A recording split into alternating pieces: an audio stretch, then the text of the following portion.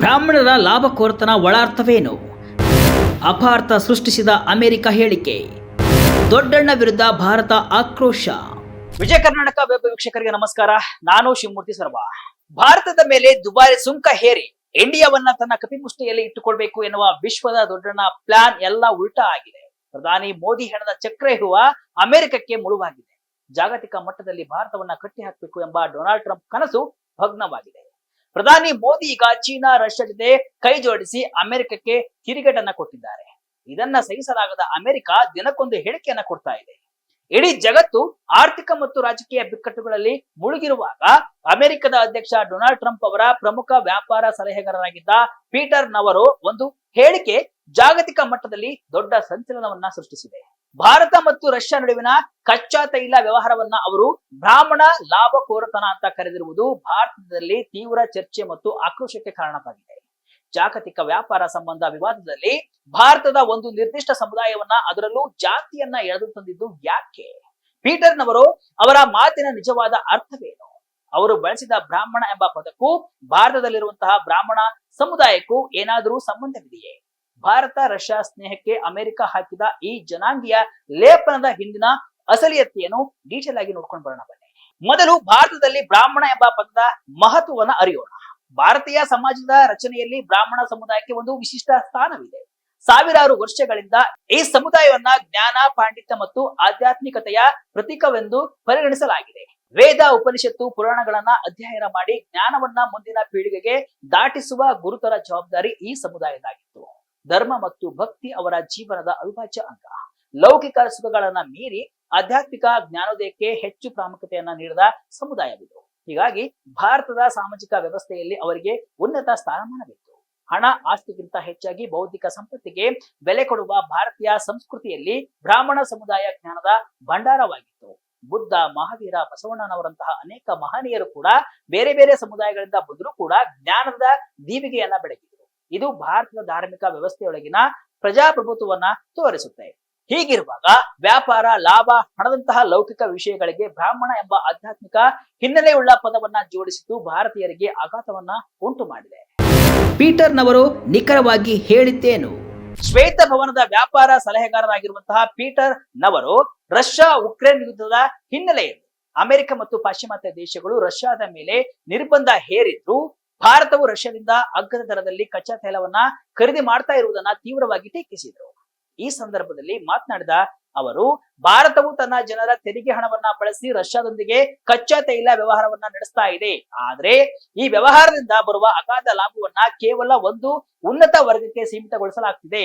ಇದು ಶುದ್ಧ ಬ್ರಾಹ್ಮಣ ಲಾಭಕೋರತನ ಅಂತ ಆರೋಪವನ್ನ ಮಾಡಿದ್ರು. ಅವರ ಈ ಹೇಳಿಕೆ ಭಾರತದಲ್ಲಿ ಕಾಳ್ಗಿಚ್ಚಿನಂತೆ ಹರಡಿತು.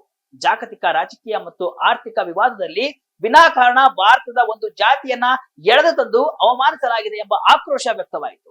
ಸಾಮಾಜಿಕ ಜಾಲತಾಣಗಳಲ್ಲಿ ಪೀಟರ್ ನವರ ವಿರುದ್ಧ ತೀವ್ರ ಖಂಡನೆ ವ್ಯಕ್ತವಾಯಿತು. ಪೀಟರ್ ನವರು ಬಳಸಿದ ಬ್ರಾಹ್ಮಣ ಎಂಬ ಪದಕ್ಕೂ ಭಾರತದ ಬ್ರಾಹ್ಮಣ ಜಾತಿಗೂ ಯಾವುದೇ ನೇರ ಸಂಬಂಧವಿಲ್ಲದಿರಬಹುದು. ಯಾಕಂದ್ರೆ ಇದರಲ್ಲಿ ಬೇರೆಯದ್ದೇ ಕಥೆ ಅಡಗಿದೆ. ಪಾಶ್ಚಿಮಾತ್ಯ ಸಂಸ್ಕೃತಿಯಲ್ಲಿ, ಅದರಲ್ಲೂ ವಿಶೇಷವಾಗಿ ಅಮೆರಿಕದಲ್ಲಿ ಸಾಮಾಜಿಕ ಸ್ಥಾನಮಾನವನ್ನ ನಿರ್ಧರಿಸುವುದು ಜ್ಞಾನ ಅಥವಾ ಅಧ್ಯಾತ್ಮವಲ್ಲ, ಬದಲಿಗೆ ಆರ್ಥಿಕ ಸದೃಢತೆ ಮತ್ತು ರಾಜಕೀಯ ಪ್ರಭಾವ. ಅಲ್ಲಿನ ಅತ್ಯಂತ ಶ್ರೀಮಂತ, ಪ್ರಭಾವಶಾಲಿ ಮತ್ತು ಉನ್ನತ ಶಿಕ್ಷಣ ಪಡೆದ ವರ್ಗವನ್ನ ಎಲಿಟ್ ವರ್ಗ ಅಂತ ಕರೆಯಲಾಗುತ್ತೆ.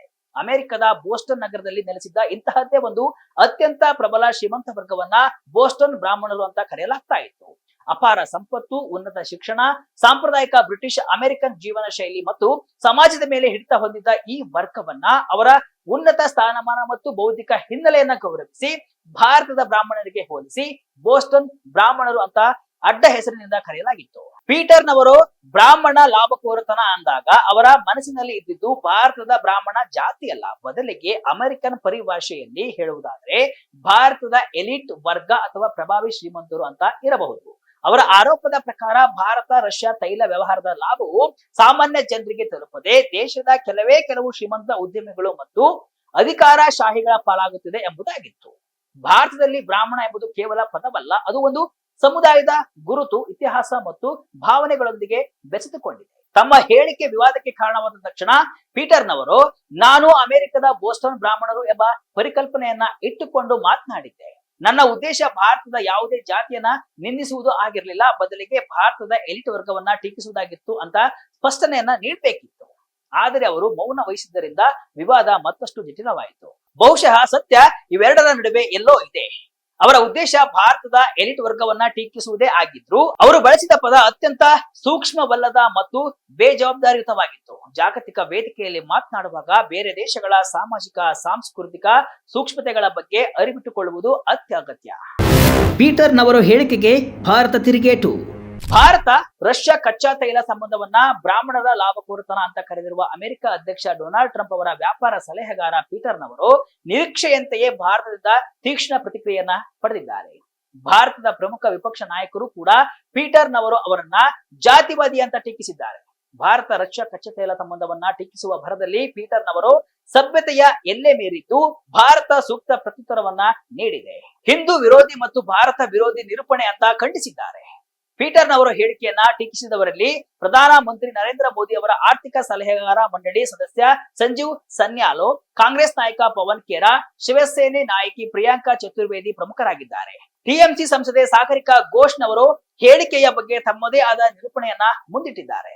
ಪೀಟರ್ ನವರು ಅವರ ಮಾತುಗಳು ಭಾರತದ ಬಗ್ಗಿನ ನಿರೂಪಣೆಯನ್ನ ಅಮೆರಿಕದಲ್ಲಿ ಯಾರು ನಿಯಂತ್ರಿಸುತ್ತಾರೆ ಎಂಬುದನ್ನ ಬಹಿರಂಗಪಡಿಸಿದೆ.